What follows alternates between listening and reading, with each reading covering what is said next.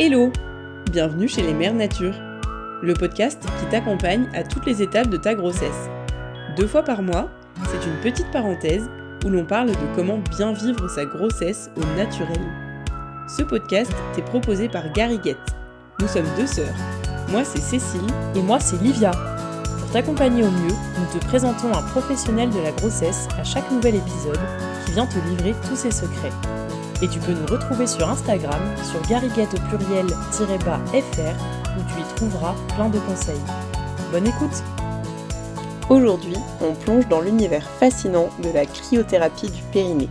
Si vous ne connaissez pas, n'ayez pas peur, c'est très simple et complètement sous-coté. On a la chance d'être aux côtés d'Adèle Bouscas, la fondatrice de Maoli, une marque qui démocratise et facilite cette pratique. Adèle va tout nous expliquer et nous éclairer sur les avantages de la cryothérapie du périnée, notamment pendant la période du postpartum. Salut Adèle! Salut! Salut Adèle! Est-ce que tu peux te présenter déjà toi et ton parcours? Ouais, avec plaisir. Bonjour à tous. Alors du coup, je m'appelle Adèle, j'ai 24 ans et depuis maintenant 8 mois, je me suis lancée dans l'aventure de la cryothérapie du périnée en créant la marque Maoli. Maoli, c'est une marque qui a pour objectif de démocratiser cette pratique qui est naturelle et qui est ancestrale. Et je pense que je vais vous en dire un peu plus au long de ce podcast. Du coup, moi, je suis originaire de Lyon et en fait, j'ai fait mes études en commerce et dans l'entrepreneuriat. Et il n'y a rien qui me prédestinait, je pense, à me lancer dans cette aventure, mais j'ai découvert ça pendant mon master et je me suis dit qu'il y avait vraiment quelque chose à faire autour de cette pratique, qu'il y avait beaucoup de bienfaits et qu'il fallait absolument la faire connaître et c'est comme ça que j'ai eu l'idée de créer Maoli. Trop bien. D'ailleurs, pour commencer, est-ce que tu peux nous expliquer ce que c'est que cette pratique, la cryothérapie du périnée, que tu appelles aussi le bain dérivatif? Ouais. Alors, peut-être pour préciser pourquoi on appelle ça le bain dérivatif, en fait, c'est une pratique qui, à l'origine, on utilisait avec les bidets dans les salles de bain. Donc aujourd'hui, on n'en a plus beaucoup. Donc pour ceux qui connaissent pas, c'était une petite bassine qu'on avait dans nos salles de bain pour se rafraîchir la zone intime. Et c'était un véritable outil d'hygiène de vie qu'on a un peu perdu, qu'il y a toujours maintenant pas mal en Espagne, en Italie, mais plus trop en France. Et en fait, l'objectif, c'était par exemple de faire baisser un état inflammatoire par le moyen de l'eau, donc ce qu'on appelle en médecine naturelle l'hydrologie. Donc permettre d'être en bonne santé, avoir une bonne hygiène de vie grâce à l'eau. Et donc, l'idée, c'était avec un gant et de l'eau fraîche, pas glacée, venir se rafraîchir la zone intime, le périnée. Et il y a quelques années, même maintenant plus de 20 ans, je crois, il y a une dame qui s'appelle France Guillain qui a remis au goût du jour cette pratique parce qu'elle s'est rendue compte qu'elle marchait bien, mais que ça ne correspondait plus trop à notre mode de vie actuel, qui était qu'on avait tout le temps des pantalons, que c'était pas très pratique en fait de se mettre sur un bidet pendant 20 minutes par jour, et qui a créé des poches de froid qui sont adaptées pour la zone du périnée pour remplacer l'usage de l'eau en direct. Voilà, globalement, pour expliquer la pratique du bain dérivatif ou de la cryothérapie du périnée. Ok, donc là tu nous as parlé d'eau ou de glace, donc c'est différents moyens pour pratiquer à des températures différentes, j'imagine? Alors, en fait, avec l'eau, on dit plutôt de l'eau fraîche et il faut rester environ 20 à 30 minutes avec faire des mouvements de va-et-vient au niveau du coup du sexe avec cette eau. Et donc c'est pas hyper pratique, mais on est sur une eau, je sais pas, je saurais pas te dire la température exacte, mais l'idée c'est de dire il y a une différence de température avec ta température qui au niveau du périnée à 36,6 voire même plutôt 37 maintenant. D'accord. Si tu mets de l'eau aux alentours de 5, 6, 7 degrés, ça fait une vraie différence. Et les poches de froid, pourquoi on dit plutôt on les met au congélateur parce qu'en fait, si tu le mets juste au frigo, ça va se réchauffer hyper vite. Au bout de 5-6 minutes, quand tu amènes quelque chose en poche de froid au niveau de ton périnée, ça va très vite être réchauffé. Donc c'est pour ça la poche de froid permet que ça dure beaucoup plus longtemps.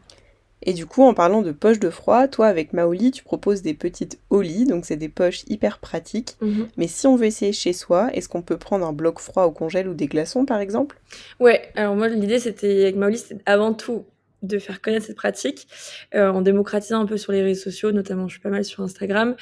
Et aujourd'hui, si on n'a pas les moyens et qu'on n'a pas le temps de l'acheter ou quoi que ce soit, on peut déjà le faire depuis chez soi. Donc comme je disais, avec l'usage d'une bassine et de l'eau. Donc très économique, mais bon, ça demande un peu de temps. Sinon, on peut en effet prendre une bouteille d'eau, par exemple, la mettre au congélateur, la glacer, mettre un tissu. Bien évidemment, il faut mettre un tissu parce que faut pas mettre quelque chose de froid au niveau de sa muqueuse, ça peut brûler. Il y en a qui utilisent des sachets de petits pois congelés. Qu'est-ce que j'ai vu d'autre? des glaçons mis dans un gant. Enfin, voilà, il y a plein de manières de faire, mais qui sont pas forcément les plus commodes. Et c'est pour ça que j'ai créé des Oli, qui sont des poches de froid avec 2 tailles disponibles, pour 2 moments un petit peu différents en fonction de quand on souhaite pratiquer. Et l'idée, c'était de créer aussi, du coup, des textiles. Alors aujourd'hui, il y a une première gamme de couleurs assez simple, mais créer des textiles qui peuvent parler à plusieurs personnes et qu'on soit pas sur une poche de froid un peu blanche, médicale, qui donne pas trop envie, mais que vraiment ce soit un moment qui, quand tu vois ta poche, te dis ah, trop bien, c'est mon moment, j'ai envie de la mettre et je suis content. Alors justement, en parlant de bien-être et tout ça, est-ce que tu peux nous expliquer les bienfaits que ça peut avoir sur notre corps? Ouais. Alors, il y en a pas mal, mais ouais, avant toute chose, en fait, c'est une pratique qu'il faut vraiment comprendre qui est holistique. Donc holistique dans le sens qui a un impact global. C'est de l'hygiène de vie. C'est un peu comme se dire je vais faire du sport. Ça vient impacter notre organisme de manière globale. Donc en fait, le froid est connu pour être un anti-inflammatoire et un antidouleur naturel. Donc qui vient donc baisser l'état inflammatoire, baisser des douleurs qu'ils peuvent avoir dans le corps, notamment au niveau de la zone périnéale. Donc je pense qu'on reviendra dessus quand on parlera plus postpartum. Et donc par exemple, baisser un état inflammatoire, et ben quand on a une maladie inflammatoire type endométriose aujourd'hui, beaucoup de femmes sont touchées, ça peut venir soulager. En aucun cas, je précise, ça viendra guérir, mais ça peut venir soulager des douleurs liées à l'état inflammatoire. Donc voilà, ça c'est pour un peu englober, je dirais, l'action du froid. Ensuite, en fait, au niveau du périnée, qui est une zone où la peau est assez fine, très vascularisée, et il y a beaucoup de terminaisons nerveuses. Quand on met du froid, ça permet de venir stimuler beaucoup plus facilement nos fascias. En fait, les fascias, c'est ce qui vient entourer tout notre corps, donc muscles, tendons, organes, fluides, etc. Et du coup, le froid crée une micro-stimulation des fascias, ce qui permet en fait de mieux drainer, de mieux éliminer et d'avoir une remise un peu en mouvement de nos organes digestifs et on observe très rapidement une décongestion du petit bassin, un meilleur transit, une meilleure digestion. Il y a beaucoup de rumeurs, de témoignages qui disent que les personnes qui pratiquent le plus n'utilisent plus de papier toilette, par exemple, parce qu'il y a vraiment, on retrouve un transit qu'on devrait avoir à la normale. Ensuite, il y a une autre sphère hyper importante dont je parle beaucoup, ça va être la sphère nerveuse. Le froid est connu pour venir diminuer le taux de cortisol, donc l'hormone du stress, et permettre de favoriser la sécrétion de certaines hormones type sérotonine, endorphine, etc. Et notamment dont on a besoin au moment de dormir. Au moment de dormir, notre température interne va baisser. Et donc d'accompagner avec une Oli ou une poche de froid ou un sachet de petits pois à congeler, ça permet en fait d'aider notre corps à se relâcher nerveusement et de faciliter l'endormissement, un sommeil plus profond et de meilleure qualité. Donc ça, c'est un peu les effets un peu principaux, sommeil, digestion, transit, tout ça. Et après, on peut en observer d'autres sur le plus long terme. Donc du coup, vu que ça permet d'être en meilleure santé sur ces aspects-là, on peut observer un renforcement du système immunitaire, une meilleure qualité de peau. Il y a plein d'autres effets qui peuvent en découler. Voilà, globalement, dans les grands bienfaits. Et c'est déjà pas mal. Et du coup, dans le cadre spécifique du postpartum, est-ce que c'est particulièrement adapté? Oui, et c'est là où il y a le plus d'études à ce jour scientifiques et médicales. En fait, aujourd'hui, c'est déjà appliqué. Alors pas de manière très usuelle dans le sens où, ça existe déjà des sortes de pads, donc c'est des poches de froid ou des serviettes, par exemple, qu'on met au congélateur, qu'on vient sortir, qu'on vient appliquer au niveau du périnée après l'accouchement. Moi, j'ai eu pas mal d'infirmières qui me disaient, bah nous, ce qu'on fait dans l'urgence, c'est qu'on prend des préservatifs qu'on remplit d'eau froide et on les colle au niveau du périnée. Et en fait, ça a été prouvé que ça diminue. Alors, j'ai plus le pourcentage, mais considérablement, je crois qu'on est sur du 50 ou 60%, les douleurs pelviennes sur le court, moyen et long terme, et la récupération en fait des tissus des tissus au niveau du périnée, et donc qui est super important pour sur le long terme, tout ce qui va être incontinence, fuite urinaire, tout ça. Ok, ça marche. Alors, est-ce qu'il y a des contre-indications? On s'est renseigné un petit peu notamment sur la grossesse, donc il semblerait qu'il y ait peut-être des contre-indications à ce moment-là. Oui. Alors aujourd'hui, au global, les contre-indications, ça va être lié à justement un début de grossesse qui peut être compliqué, donc notamment en cas de FIV, etc. Et puis même dans tous les cas, moi je recommande, si on souhaite le faire, en cas de grossesse, on a des doutes ou autres, on demande l'avis d'un professionnel de santé. Et les autres cas où c'est contre-indiqué, c'est si on a un pacemaker ou un stemp. Le froid peut venir en fait le dériver, peut venir en fait avoir une action un peu déplacée. Et en cas d'épuisement total, fin de vie, Voilà, ça vient solliciter notre corps, notre énergie, même si ça permet aussi un regain d'énergie par le froid, un coup de boost. Là, on vient éviter de trop solliciter. Ok, donc oui, toi, tu as plutôt tendance à dire d'attendre le premier trimestre de grossesse Ouais, avant de pratiquer.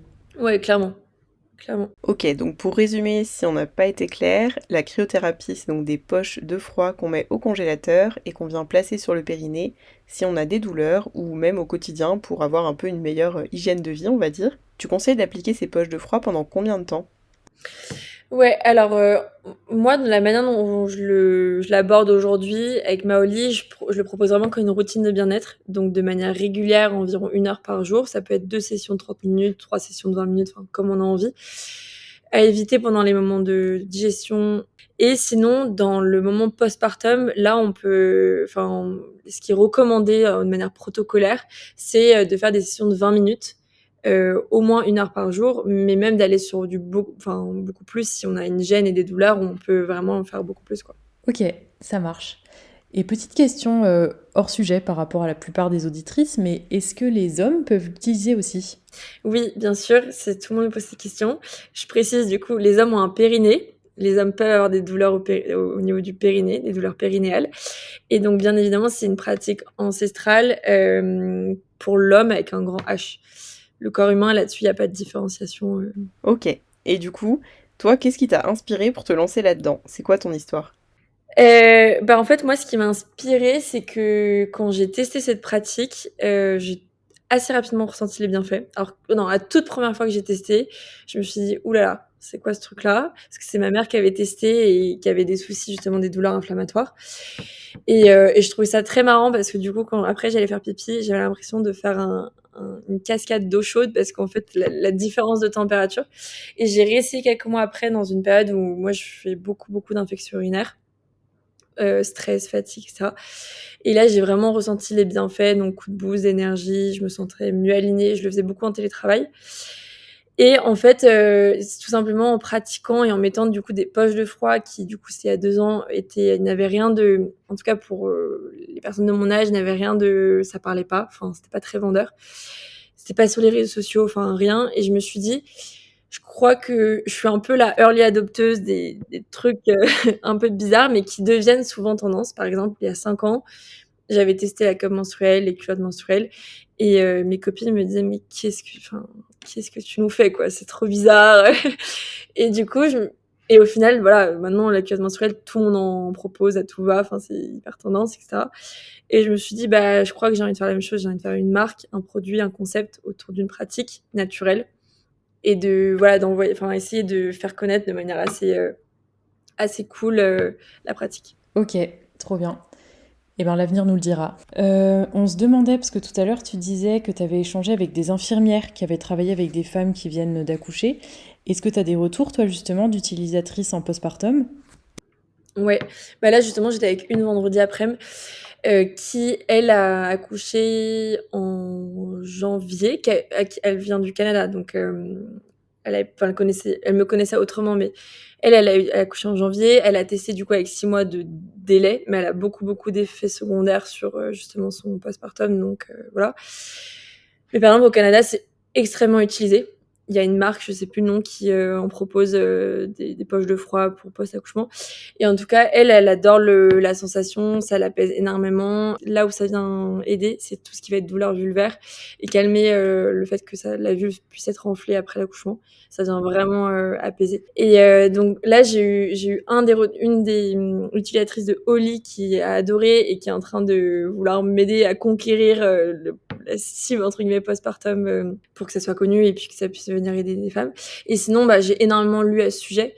Et justement, là, ce que je citais un petit peu comme étude, il y en a beaucoup au Brésil et en Asie sur la cryothérapie du périnée et comme quoi ça vient vraiment permettre de soulager sur le long terme les douleurs. Ok, trop cool. Et du coup, on peut te retrouver sur Insta, c'est ça, où tu donnes pas mal de conseils? Ouais, sur Instagram, bientôt TikTok, quand j'aurai le temps. Et je suis aussi sur Facebook, où j'essaie d'avoir les mêmes posts qu'Instagram. Et après, Puis sur LinkedIn, enfin, voilà. Faites votre choix. On remettra toutes ces informations dans la description de l'épisode. Pour finir, on aime bien poser la question, est-ce que tu aurais un petit secret à partager avec les mères nature qui nous écoutent ? Ouais, alors du coup, je sais pas si c'est un petit secret véritablement, mais en tout cas, c'est le mien. Moi, je propose de faire cette pratique c'est pour ça qu'un de mes produits s'appelle comme ça, c'est le temps pour moi. C'est que c'est le moment de s'accorder du temps pour soi-même, surtout en tant que femme. On peut souvent être un petit peu débordé. Et c'est pour ça que j'associe souvent cette pratique à une autre pratique que j'adore, qui est celle de faire des mandalas, où en fait, c'est un petit moment très créatif et très dans sa bulle, dans sa tête. Et je trouve qu'en fait, associer la pratique de la cryothérapie du périnée avec ce côté un peu créatif, méditatif, c'est assez global et on est à la fois apaisé dans l'esprit comme dans le corps. Et voilà, c'est ma petite recommandation de Mère Nature. Trop bien, on a hâte de tester. Merci beaucoup Adèle en tout cas pour ce moment de partage. On espère que cet épisode vous aura éclairé sur le potentiel et les bienfaits de la cryothérapie du périnée en postpartum, et pas uniquement d'ailleurs. Alors on vous souhaite beaucoup de fraîcheur et restez à l'écoute pour d'autres découvertes bien-être. Et d'ailleurs, on a une bonne surprise pour vous. Suite à votre écoute, on vous propose un pack avec Adèle qui contient une grande Oli et une cure Gariguette postpartum à un prix exclusif. Donc rendez-vous sur gariguette.fr et sur nos pages Instagram. On vous met toutes les infos en description de l'épisode. En tout cas Adèle, plein de bonnes choses pour la suite de Maoli et à très bientôt. Merci beaucoup, à bientôt. Merci d'avoir écouté cet épisode. Nous espérons que tu as passé un très bon moment en notre compagnie. N'hésite pas à t'abonner et à commenter. On se retrouve dans 2 semaines et en attendant, rejoins vite notre communauté sur Instagram.